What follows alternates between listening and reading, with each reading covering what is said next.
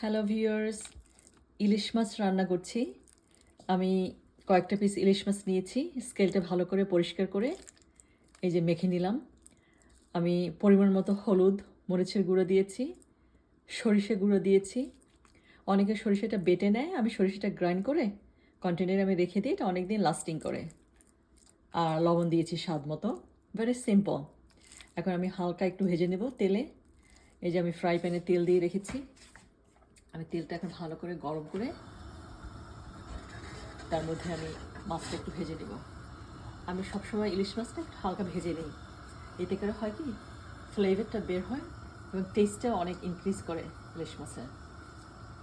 অনেকেই সরিষা মাখা দিয়ে, আমি সরিষা দিয়ে ইলিশ মাখা করে, সেটা ভালো লাগে, বাট আমার কাছে একটু ভেজে নিলে ভালো লাগে।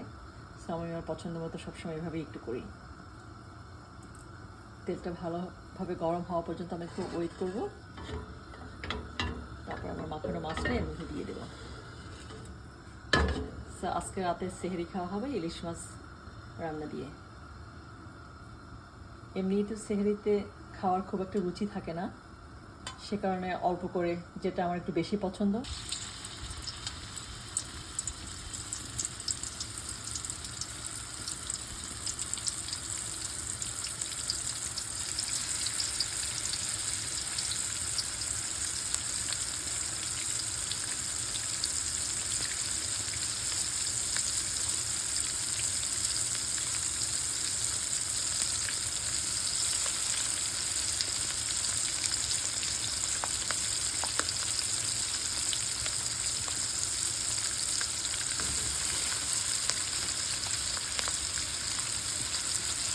এখন আমি এটা একটু হালকা ভেজে নেব।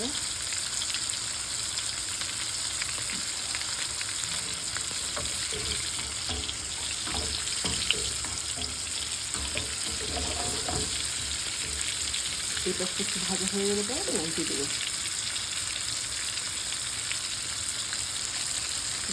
মাছ ভাজা হচ্ছে, ঘেরান বেরোচ্ছে।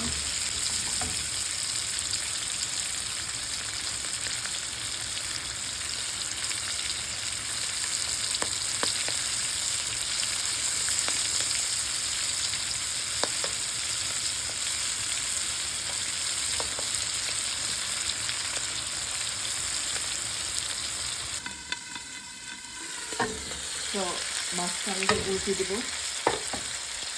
এই পাশটা ভাজা হয়ে গেছে।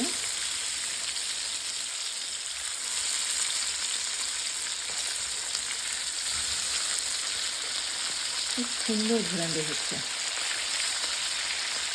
এভাবে সব মশলা মাখিয়ে ভাজলে, এভাবে ভাজা মাছ দিয়েও ভাত খাওয়া যায়, না রান্না করলেও চলে।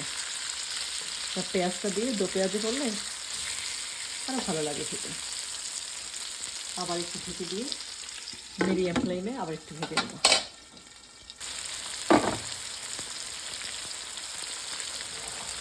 তো মাছটা দুই পাশে একটু ভাজা হলো, আমি এখন নামিয়ে এর মধ্যে একটু পেঁয়াজটা ভেজে নেব।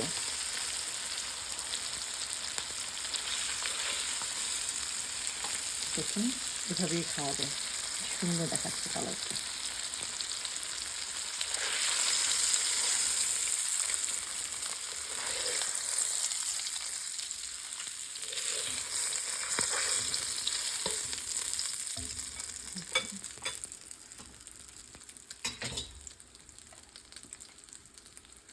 এখানে আমি পেঁয়াজ কুচি দিয়ে দেবো একটু বেশি করে।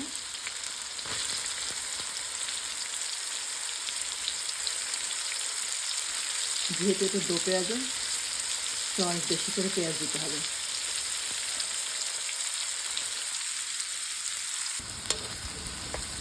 যে পেঁয়াজটা ভাজা হচ্ছে, আরও একটু কিছুটা সময় ভাজবো। পেঁয়াজের যে একটা কাঁচা স্মেল থাকে, ওইটা ভাজার পরে চলে যায়। সেভাবে পেঁয়াজটা একটু ভেজে নিলে খেতে ভালো লাগে। তো আমি ভাজা পেঁয়াজের মধ্যে পেঁয়াজটা কিছুটা ভাজা হয়েছে, এর মধ্যে আমি আবার একটু হলুদ আর মরিচের গুঁড়ো দিয়ে দিলাম, কারণ এই পেঁয়াজটা তো একদমই সাদা। এর মধ্যে কিছুটা হলুদ মরিচ না দিলে ভালো লাগবে না, পরিমাণ মতো মশলাটা হবে না। তো আমি একটু পানি দিয়ে দেবো এর মধ্যে। মাছটা মাখানোর পরে, মাছটা দেওয়ার পরে যে মশলাটা রয়ে গেছিলো, থেকে আমি পানি দিয়ে দিলাম। ভাজা মাছটা দিয়ে দিলাম।